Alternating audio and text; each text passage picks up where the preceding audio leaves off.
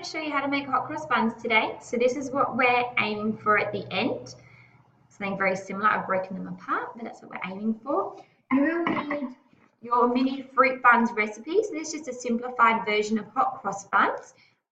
It takes a lot longer to make traditional ones, so we're doing a quick version. The only thing you will need to change, it does say 1 cup of bread flour. It is 2 cups. That is a typo.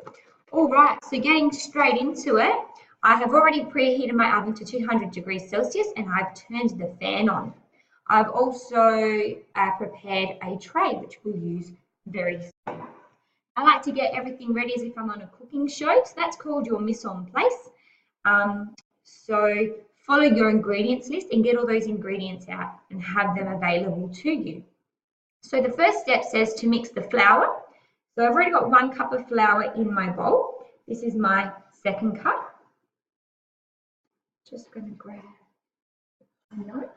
Okay, so when we're measuring out flour, it's really important to fill it up. Tap the top. This gets rid of any air bubbles. Just like that, and then smooth it off. That's 1 cup of flour. Awesome. So in it goes the mixed spice. It says 1 teaspoon. So I'm using my measuring spoons here. 1. Awesome. It says 2 teaspoons of powdered milk. 1, 2. Yeast, 2 teaspoons of instant yeast. So we are going to let these prove for about 15 minutes. They will rise. So yeast is an active ingredient. However, it's not active yet. We do need to activate it. So we're going to add some sugar in a second and also some warm water so it has the right living sort of conditions to grow, just like us. Yeast improver, a pinch of salt and sugar. So it says 2 teaspoons of sugar. I've just got caster sugar here. And a pinch of salt, which I'll grab.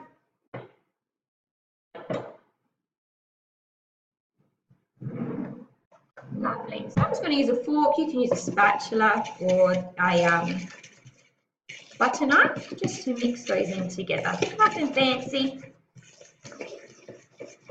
Okay. We then need 2 tablespoons of butter. And it says to use the rubbing in method to do this. So it's my 2 tablespoons of butter. In it goes, and I'm literally just going to pinch, just using the tip of my fingers, the butter and the flour together until it's all rubbed in. Hence, rubbing in method. So you don't get your whole hands dirty. Just rubbing. So I'll pause for a second. Okay, so that takes a few minutes to rub in. If you shake your flour, if there's any chunks of butter left, they'll come to the top, and if there is, just continue to rub them in. The only thing I did forget to mention earlier was the bread improver. You add that with the flour and all the other dry ingredients before you rub in. Okay, so now it says to add the fruit. Now I'm adding just sultanas. Your recipe says sultanas and mixed fruit. So because I'm adding just sultanas, I'm going to add 5 tablespoons altogether to make up for the mixed fruit and the sultanas. If you're doing just chocolate chips, 5 tablespoons of chocolate chips. All right, so here we go. 1, 2, 3, 4, 5. Lovely. I really like sultanas, so that should be yum. It says to stir that through, so just using my fork again. It then says to mix in a beaten egg and water to form the dough. Okay, so with the egg, it's always a good idea to crack it into a cup or a glass first, just to make sure it's okay. Make a little well in the center, it's like a little hole. Pour your egg in there. And then we need 110 mils of warm water. Temperature of the water is really important because that's what's going to help the yeast activate. So I'm just going to get some warm water.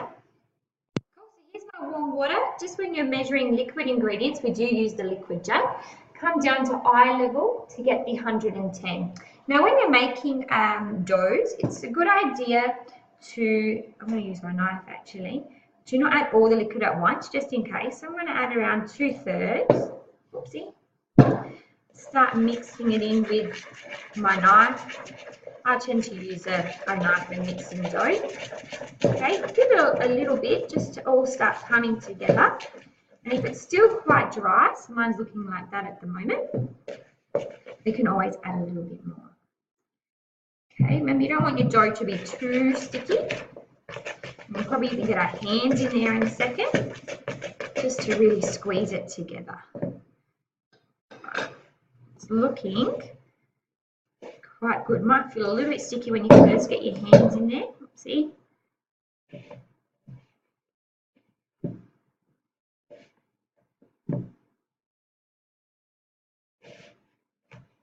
Okay, and your recipe does say you will need to knead it for around 5 minutes.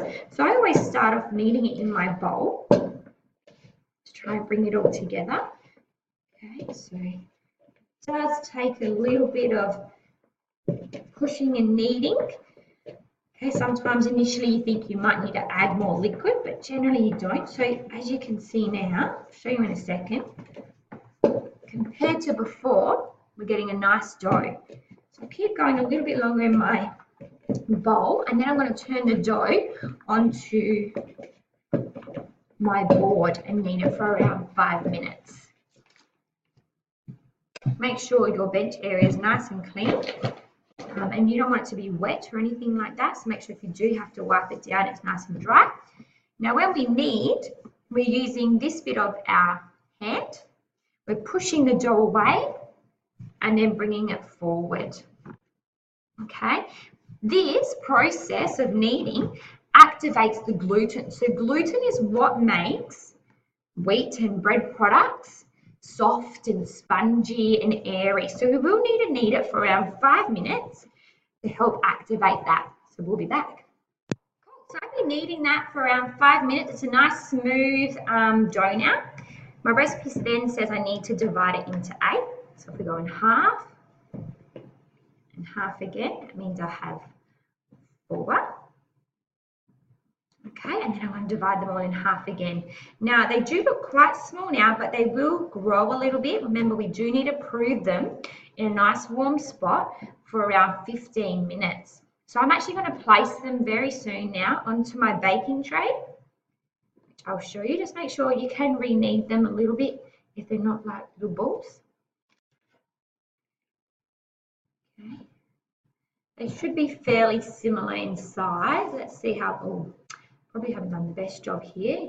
Do want consistency. Some of mine are a bit bigger than others. But hey, the more we practice, the better we'll get. Try to make yours fairly even.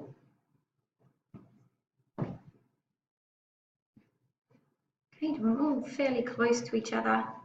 So then when they rise, they come out like a loaf. Okay, so you can see, just like that.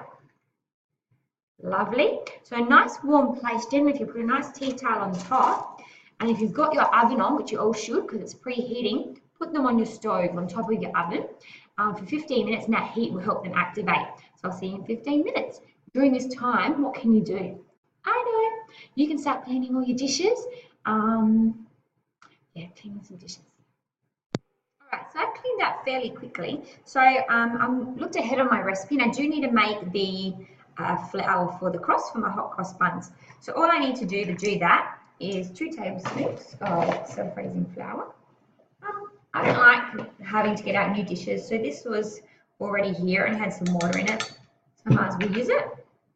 So 2 tablespoons of self-raising flour, 1 teaspoon of caster sugar, which I've still got here, a little bit more.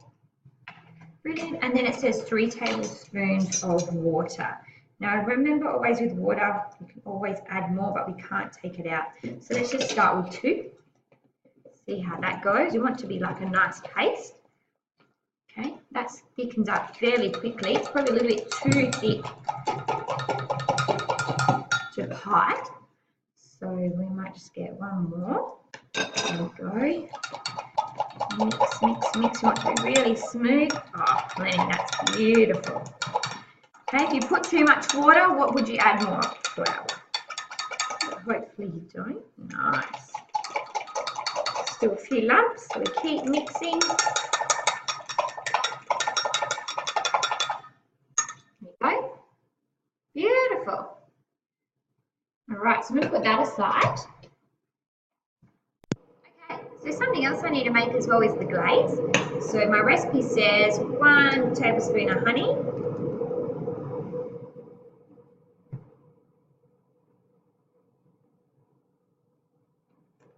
Go.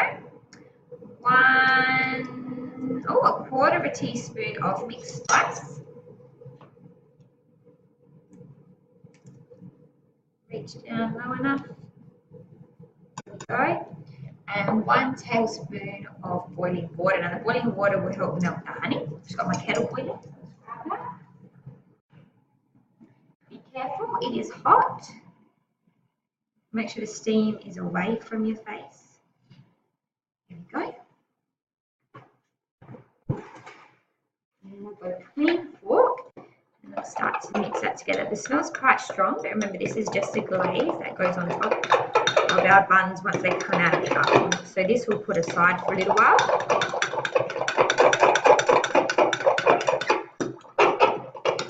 Beautiful. Okay, so once the hot cross buns come out of proving, I do need to pipe the crosses on top. So I've just got my disposable piping bag and I've put it over my hand like so I don't make too much of a mess. You might want to get a partner to help you with a spatula to get the rest of that out. Okay, I haven't cut a hole at the bottom yet because I don't want it to come out of the ends. Okay, twist the top. And that way you're not going to have any mess. All right, my hot cross buns have grown in size. Beautiful. Now it could depend on the day how hot it is, whether you need to keep them in proving for a longer or shorter amount of time. So you're just quickly piping across horizontally and then vertically, just holding your piping bag on a 45-degree angle. My mixture is probably a tad runny. It could be a little bit thicker. Awesome. They're ready to go in the oven now for about 15 minutes. So while your hot cross buns are hot, as soon as you get them out the oven, your lovely glaze you made using your pastry brush, you just paste it on top and then you're done. Enjoy!